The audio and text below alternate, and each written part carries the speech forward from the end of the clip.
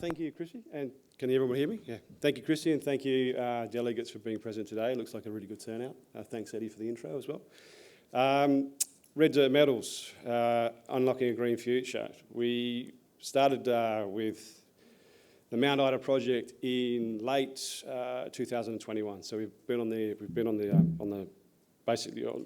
lithium market for less than a year.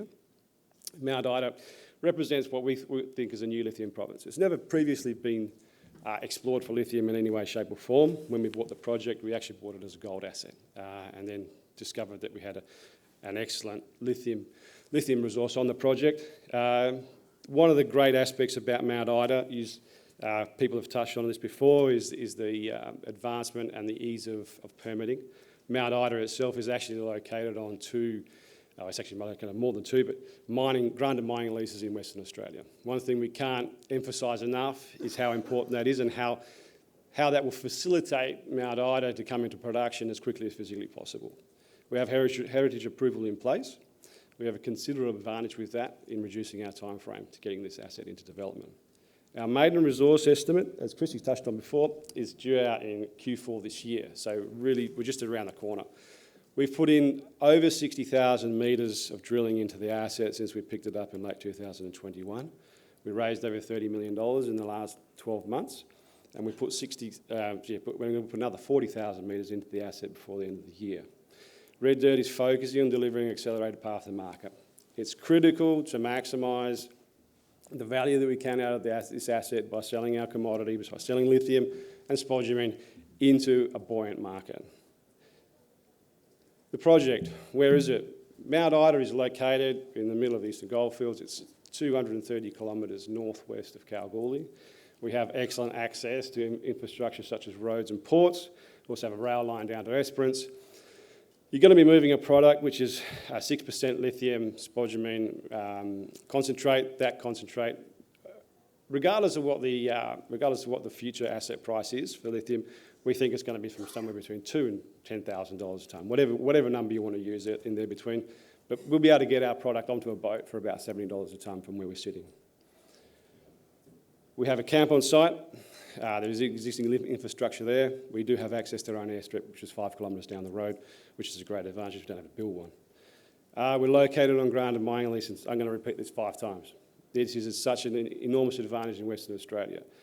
It's an area that's been mined since 1900. It's disturbed. By us going in there, we're actually going to be making it a better place. Significant lithium footprint. The area itself has never been explored for lithium before. As I said, we've picked up 150 square kilometres of tenements in the area, and we believe there's massive upside over the next 6 to 12 months once we focus on our regional exploration, which at the moment we haven't even touched. We've just been really focusing on the central Mount Ida resource itself. This part to work. Sorry, Eddie, I'm going to have to put this up. Lithium market buoyancy. Again, just going back to speed to market, it's really the mantra for Red Dirt is because we've been so aggressive over the last 12 months, we're about to release our first maiden resource estimate. The demand fundamentals for lithium are underpinned by government policy and this global effort to decarbonise across the entire world.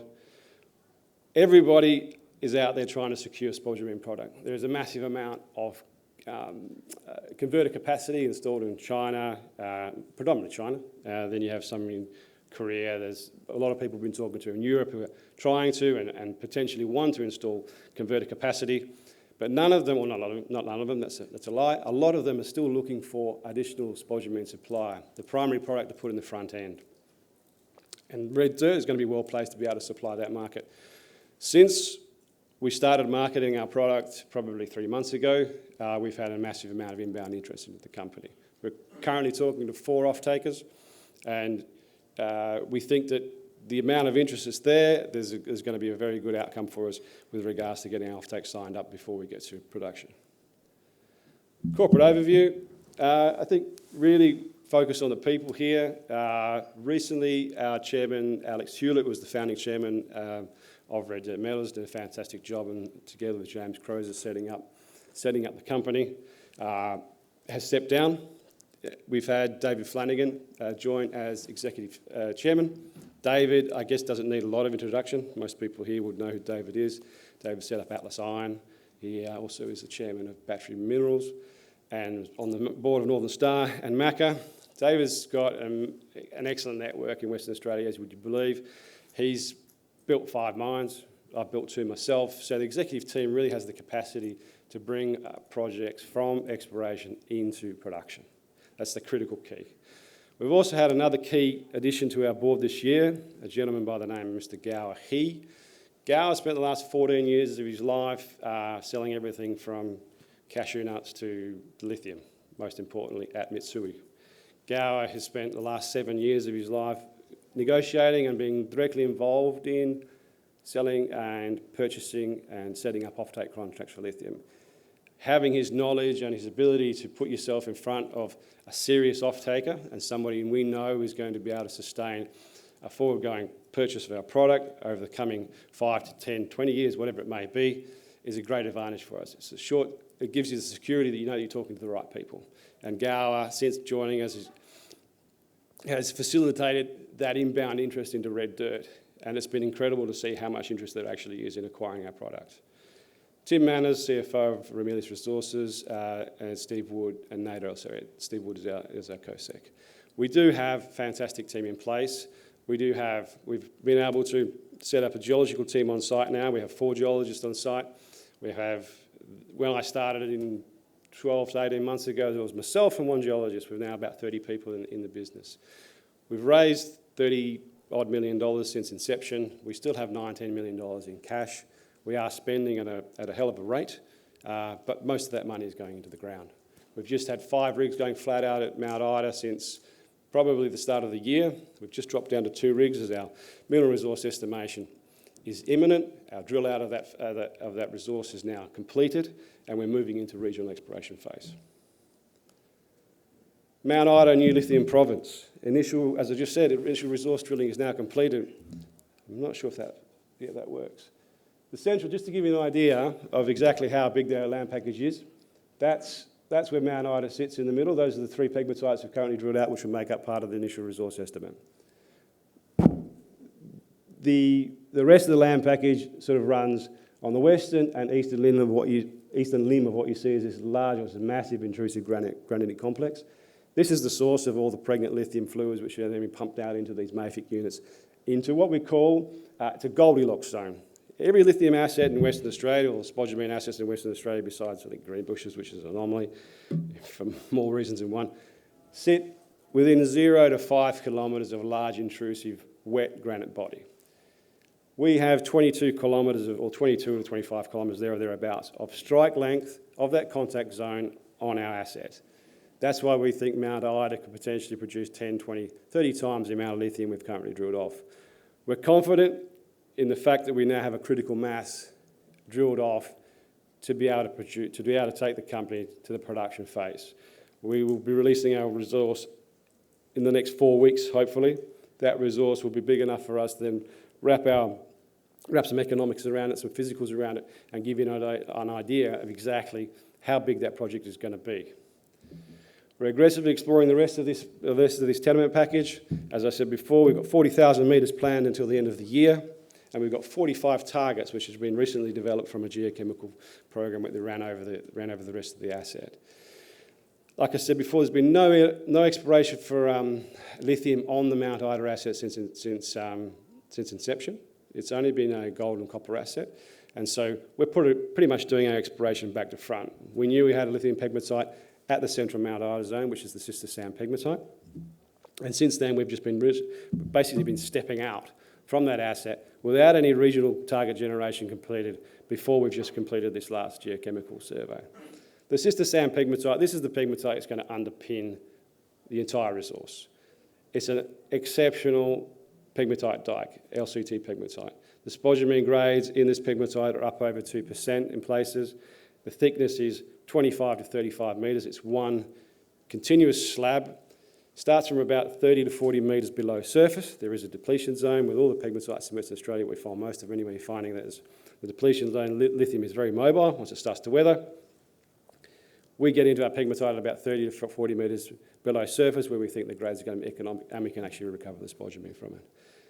The Sister Sand pegmatite plunges down, open still at 600 metres below surface. If you have a look at some of the results there, you're getting 25 metres at 2%, you're getting 35 metres at 1.5%, high spodumene contents, good metallurgy. The thickness, just to try and give you an idea, if you walk outside today and have a look at a 7-storey building, that's pretty much how thick the pegmatite here at Mount Ida is. It gives you the flexibility to mine that both from underground open pit in different manners, whilst reducing the amount of dilution you get when you're putting it through a plant. We have no internal waste, and our exploration efforts from now on are going to be focusing on finding a repeat of the Sister Sam pegmatite on the rest of our expansive ground package. Zones of multiple pegmatites. As I said before, the Sister Sam is that one there. So it's one of the main pegmatites that can form basically the major part of our resource estimate. What you're looking at here is a surface projection of the wireframe pegmatite bodies. There's 3 of them to date that will form the main part of our initial resource. The Timoni and Sister Sam will probably form sort of 60 to 70% of that. The Sparrow Project has only been recently drilled. We only discovered that about 3 months ago. And as I said again, we've only been doing this for about 11 months. We started drilling in November of 2021. Some of the results have you seen before, even in the Timoni pegmatite, 15 metres at 1.5, 14.2, 1.3, and 13 metres at above 1%. Basically will lend themselves to both underground and open pit mining methods. Good thick pegmatites with lots of lithium units per vertical metre in each of the assets. Moving on. Oops, sorry, how do I go back there? Sorry, I've jumped 2 slides there. Lithium, thank you. Yeah, Lithium project timeline, as I said, started in September of 2021. There was the discovery through basically looking at the data that was passed on to us that it was lithium-bearing pegmatites at Mount Ida. Maiden drill program commenced in October, November of that year. IDD 002, discovery hole, 21.7 metres at 2.1%. That really gave us the impetus to say, okay, right, now we've got something that's serious. This is going to be a very, very important spodumene-bearing asset in Western Australia. Capital raised 22 million. We have spent to date around about $10 million into this asset. Metallurgical study, we did a scoping study on that initial hole that we pulled out. There's fantastic results. 52% of that returned to a DMS concentrate and a 3.35 millimetre product. And another 22% of that material was recovered in a flotation circuit. We are currently running our pre-feasibility level metallurgical studies. We've got about a tonne of material in the lab at the moment. What that'll do is give us basically a representative recovery over the global ore body before we go then and put some metrics around it later in the year. We're doing a mining study once the resource is out, and that'll provide some physicals. People can actually start to plug in some economic numbers and get a better feel for what the project will produce in the future. Maiden mineral resource coming out in a couple of weeks' time. Commencement of pre-feasibility study in Q4 this year. As I said before, offtake is one of the key milestones for Red Dirt Metals.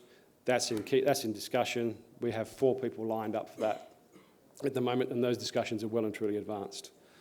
Bankable feasibility and a financial investment decision next year. Sorry, 2024. Unlocking resources for a greener future. I have to reiterate these 5 points. Speed to market. Because of where we are, on a ground of mining lease in Western Australia, the aggressive nature of the exploration, and our access to ports and infrastructure, we're going to get to market quicker than anybody else. We have a strong balance sheet, and we have a team in place that can actually deliver mining projects in Western Australia. Thank you very much for your time. Matthew Boyes, Red Dirt, a fantastic version.